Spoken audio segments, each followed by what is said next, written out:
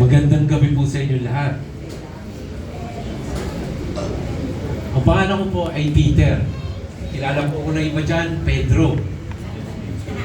So, 1992, sabi ni Kapitan, 1992, I think 1992 to 1996. Isa pa lang po yung hall noon. Kay Kapitan Costales, under po itong Kapitan Costales eh. Pagpasok mo na ganun, opisina ni Kapitan Costales, tapos dito, yung session hall. Yun lang po yung barangay hall noon. Sabi ko, nakita ko yung barangay hall. Sabi ko, ganda naman nito. Sabi ko, napakaganda. Kasi po nagbabago yung buhay ng tao. Sino po naniniwala dito na ang tatay ko ay mabait na tao? Sa likod po, sa likod. Siyempre nga naman, pagka sinabi mo hindi siya mabait, parang ano ba naman yun? Patay na nga yung tao, hindi mo pa sinabi mabait. Di mo ba? So kung mabait po talaga kayo, kasi may problema kami. Ang problema po pa namin, napakabait po ng Loyola. Binigyan kami ng buy one, take one na taon. Ngayon, hindi po natin sila malilibing kung hindi gagamit. Sa lahat po na ng taas, kailangan po namin isang volunteer. Ayun. Wala na, hindi siguro hindi siya mabait. Kausap ko po siya no Friday.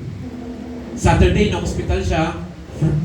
Sunday, kinuha na siya ng Panginoon. Sabi niya sa kanya, okay, Dad, okay ka ba? Sabi niya, okay naman ako.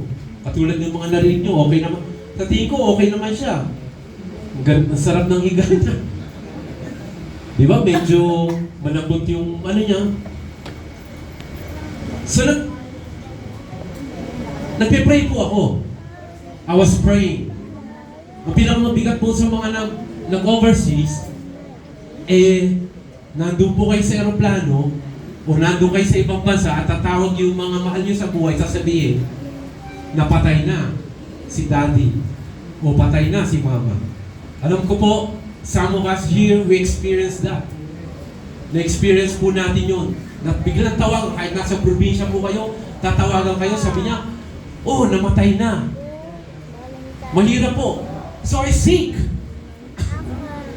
Kasi po meron tayong emosyon. I seek the presence of God. I seek the Word of God.